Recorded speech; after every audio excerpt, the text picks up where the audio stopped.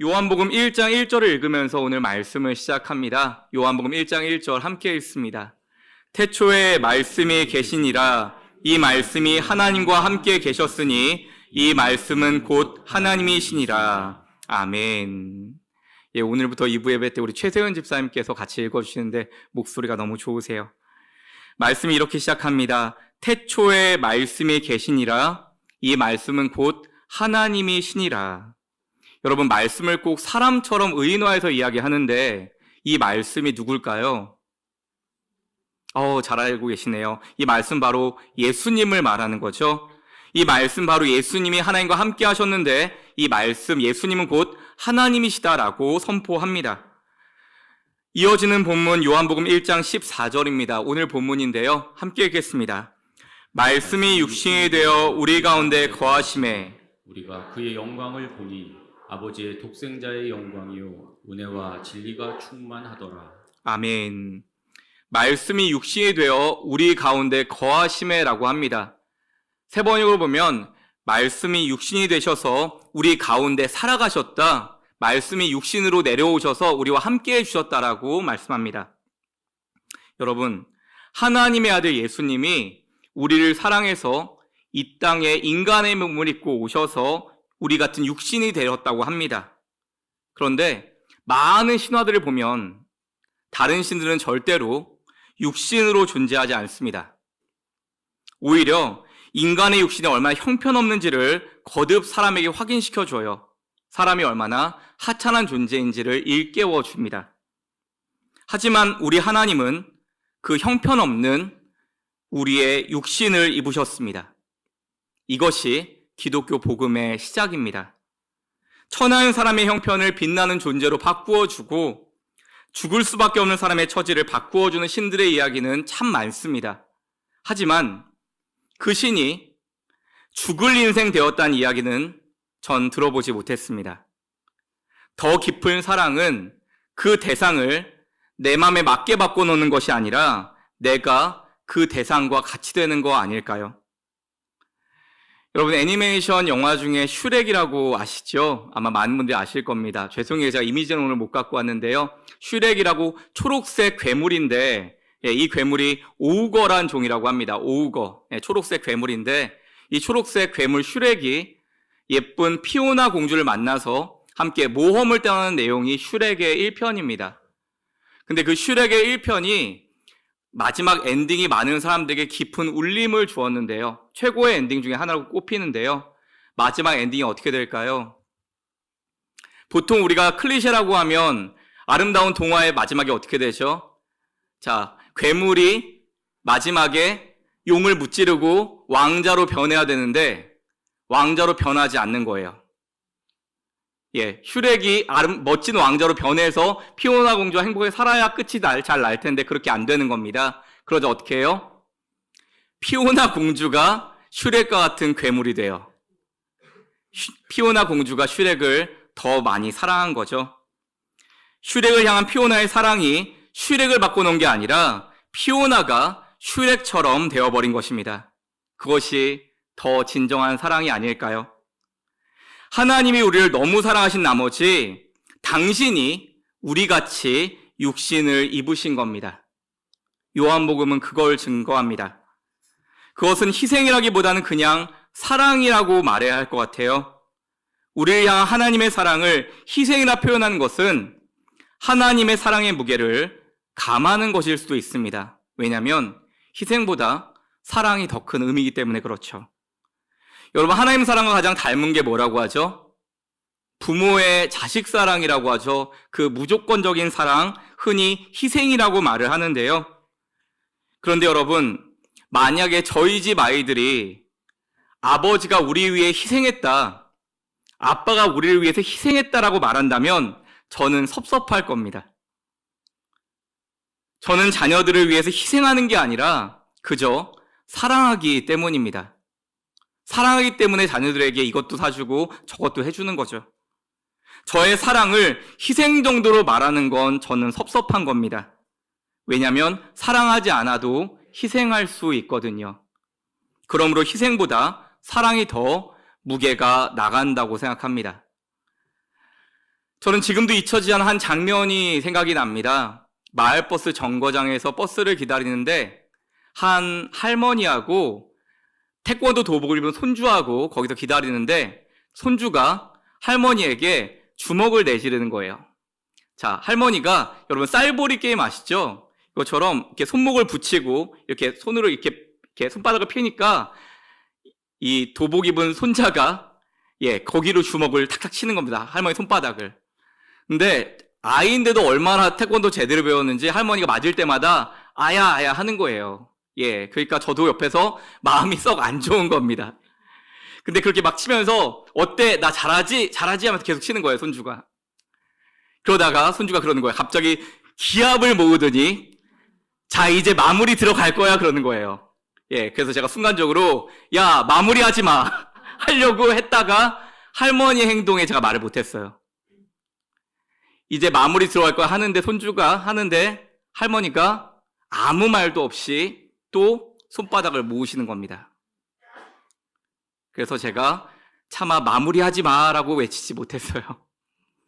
그리고 나서 저는 버스가 와서 버스를 타고 목적지를 향했는데 그 뒤로도 마무리를 빙자해 손주가 계속해서 할머니 손바닥을 쳤는지 아니면 그 마무리가 끝났는지는 모르겠습니다. 하지만 분명하게 아는 거 하나는 아마 손주가 마무리를 할 때까지 할머니는 손주에 계속해서 손을 내어줬겠지요. 여러분, 이 손주 참 이해가 안 가죠. 아무리 어리더라도 할머니가 아파하는 걸 알 텐데 그래도 주먹을 내지르는, 마무리를 지으려는 손주가 참 얄밉기도 했어요. 근데 더 이해가 안 갔던 것은 마무리하려고 하는 손주보다 그 손주의 주먹질에 계속해서 자기 손을 내어주는 할머니의 이해할 수 없는 행동이었습니다. 이 할머니 이해할 수 없는 행동을 뭐라고 하면 좋을까요? 여러분, 이게 희생일까요? 저는 희생이라는 생각은 안 들더라고요. 이게 사랑이죠. 우리가 다 이해할 수 없는 사랑이겠죠. 그런데 여러분, 오늘 우리에게 베풀어 주시는 성찬 역시 마찬가지 아닌가요? 그 높은 하나님이 이 땅에 내려온 것도 참 감사한데 우리를 위해서 몸과 피를 주실 이유가 없잖아요. 근데 내가 너를 위해서 영원한 생명을 줬다는 거, 내가 너를 위해 십자가 줬다는 걸 끝까지 잊지 말라고 눈에 보이는 성찬으로 우리와 함께 하신 줄 믿습니다. 이걸 무엇이라 부를 수 있을까요? 저는 그저 사랑이라고 믿습니다. 오늘 본문 요한복음 1장 14절의 말씀을 다시 한번 읽어보겠습니다. 함께 읽습니다. 말씀이 육신이 되어 우리 가운데 거하심에 우리가 그 영광을 보니 아버지의 독생자의 영광이요 은혜와 진리가 충만하더라. 아멘. 말씀이 육신이 되어서 우리와 함께 하셨는데 그때 우리가 그의 영광을 봤다고 했습니다. 여러분, 여기서 우리는 누굴까요? 예수님이 살아갈 때, 예수님이 공생의 사역을 하실 때 그 옆에서 예수님을 바라봤던 제자들이요. 예수님이 활동했던 걸 봤던, 그때 함께했던 사람들이 봤잖아요. 그러면은 이들이 예수님을 봤지 우리는 직접 보지 못했죠. 아니에요. 우리는 예수님께서 친히 제정하신 이 성찬을 통해서 말씀이 육신이 된 걸 보는 것입니다. 내가 2000년 전에 있다가 사라진 게 아니라 지금도 너의 몸에, 너의 피에 함께하고 있다는 걸 잊지 말라고 우리에게 성찬으로 말씀하시는 것입니다. 오늘 우리는 성찬을 통해서 육신이 되어서 지금도 우리 안에 거하신 주님을 경험하게 될 것입니다. 여기에 성찬의 신비가 있습니다. 영국의 신학자 톰 라이트는 성찬이란 무엇인가라는 그의 책에서 성찬에 대해 이렇게 말하고 있습니다. 우리 함께 읽어보겠습니다. 떡을 떼어 먹고 포도주잔을 돌려가며 마시는 것이 우리가 최후의 만찬 자리에 예수님과 함께 있다는 것뿐 아니라 새로운 세상에서도 그분과 함께 있을 것을 의미한다. 아멘. 여러분, 성찬의 이야기는 과거의 예수님이 최후의 만찬 때 제자들하고 나눠 먹은 걸로 그치지 않는다는 거예요. 이거 우리가 받을 때 지금 이 순간에 눈에 보이는 예수님이 우리 몸과 피에 함께 한다는 것을 느끼는 게 성찬이라는 겁니다. 주님이 부활하셨듯이 이 성찬 받는 우리도 주님과 함께 부활의 열매가 될 것이라고 말씀하는 게 성찬이라는 것입니다. 그래서 여러분, 저는 우리가 받게 될 성찬이 먹고 마실 수 있는 눈에 보이는 말씀, 눈에 보이는 예수님이라고 생각합니다. 오늘 그리스도께서 우리 몸속으로 들어오기 원하시기에 이 떡을 주십니다. 오늘 그리스도께서 우리 피 안으로 들어오시기 위해서 우리에게 포도주를 주십니다. 제자들에게 일용할 양식을 주기 위해서 기도하라고 가르치셨던 주님은 친히 당신께서 그 양식, 일용할 양식이 되어주셨어요. 그러므로 성찬을 받는 사람은 일상의 식사에도 깊은 감사의 고백이 있어야 할 것입니다. 주님은 한 달이나 1년의 양식을 위해서 기도하라고 가르친 게 아니라 그저 매일 주시는 양식, 일용할 양식 위해서 기도하라고 하셨어요. 여러분, 한 번에 한 달치 아니면 1년치의 은혜 주시면 될 텐데 왜 매일 밥을 먹을 때마다 기도하라 하실까요? 한 번에 몰아서 하면 편할 텐데 말입니다. 하나님도. 왜 매일 기도하라고 하시죠? 일용할 양식 위해서. 그것은 매일을 하나님의 은혜로 살라는 것입니다. 식사 때마다 하나님을 기억해 달라는 의미입니다. 식사 때마다 우리와 만나시겠다는 의미입니다. 그래서 저와 여러분은 매일의 식사 기도에서 그 양식을 하나님이 공급해 주신 것을 느낄 수 있어야 합니다. 어느 한식당에서 점심을 먹었어요. 그때 제 옆에 식탁에서 두 분이 말씀을 나누는데 그분들의 이야기를 들어보니 이분들이 교회 다니시는 분이란 걸 알게 됐어요. 일부러 들으려고 들은 건 아니고요. 목소리가 커서 자연스럽게 듣게 됐습니다. 그런데 어느 교회 이야기를 하시고 어느 교회 특정 예배를 얘기하시고 어떤 목사님이 어떻다라고 이야기하는 거 봐서 이분들은 교회를 참 오래 다니신 분들이구나, 신앙생활한 지 오래된 분들이구나 하는 걸 알 수 있었습니다. 그런데 그분들이 저보다 먼저 왔기 때문에 식사가 먼저 나왔거든요. 근데 이게 웬일일까요? 그 두 분 중에 한 분이 식사하는데 기도를 안 하시는 거예요. 여러분, 교회 이야기를 하고 설교 이야기를 하고 신앙적인 이야기를 하면 뭐 할까요? 일용할 양식 주심에 대해서도 기도하지 않는데 말입니다. 저는 그분이 정말로 신앙인인지 의심이 되었어요. 이 중에도 그런 분이 계실지 모르겠습니다. 목사님, 아니 밥 먹으면서 기도하지 않는 거 가지고 신앙을 의심하세요? 여러분, 그러면 순교라도 해야 우리의 신앙이 점검이 될까요? 나는 그리스도인이라는 걸 가장 쉽게 드러내는 방법이 밥을 먹을 때 기도하는 것인데 그것을 하지 않는다면 어찌 그리스도인이라고 할 수 있겠습니까? 한 번은 신방을 갔는데 이 권사님이 오랫동안 대수술 받고 나서 식사를 못 하셨어요. 식도에 문제가 생겨서. 그래서 콧줄을 끼워서 계속해서 그걸로 영양분을 공급받았었어요. 근데 신방 갔더니 그러시는 거예요.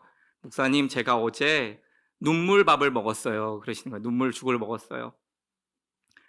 오랫동안 식도의 문제 때문에 그 수술 여파 때문에 계속 콧줄로 생활을 했는데 그러면서 문제가 많이 생겨서 되게 고생했던 것 같아요. 중간중간에 시술도 하시고.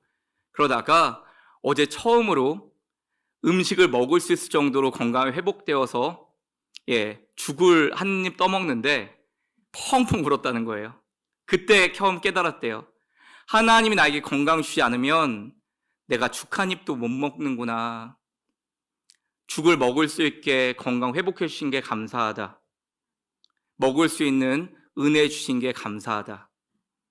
아마 병원 생활 오래 해보신 분은 지금 일상에서 걸어다니고 생활할 수 있는 이 은혜가 얼마나 귀한지 더 깊이 아실 줄 믿습니다. 두 분이 왔다고 했죠. 자, 한 분은 기도하지 않고 밥을 드시고 또 한 분은 이렇게 기도했어요. 0.5초 기도를 하시더라고요. 0.5초. 고개만 이렇게 끝났습니다. 여러분, 저는 그분들이 나누었던 그 고차원적인 신앙적인 대화에 비해서 식사 기도가 너무 형편없어 보였습니다. 왜냐하면 그분의 기도에는, 그 0.5초 기도에는 감사가 전혀 느껴지지 않았거든요. 혹시 매번 하는 식사인데라는 생각이 드십니까? 매번 하는 식사인데? 그럼 하루에 한 끼만 드실 수 있다면 감사하시겠습니까? 어쩌다가 먹게 되시면 감사하시겠습니까? 매 끼마다 먹을 수 있으니 감사해야 하는 것 아닐까요? 사랑하는 여러분, 저는 우리 등대 가족들이 식사 기도를 조금만 더 길게 하시면 좋겠습니다. 저는 우리 그리스도인들의 식사 기도가 거듭날 필요가 있다고 생각합니다. 식사 기도를 길게 할 내용이 없는 분 위해서 제가 한 가지 좋은 꿀팁을 알려드릴게요. 저도 제 신앙의 선배님께 배운 건데요. 여러분, 매 식사 때 감사하며 기도하시죠? 감사 기도하신 후에 한 가지만 중보 기도해 주시면 참 좋겠습니다.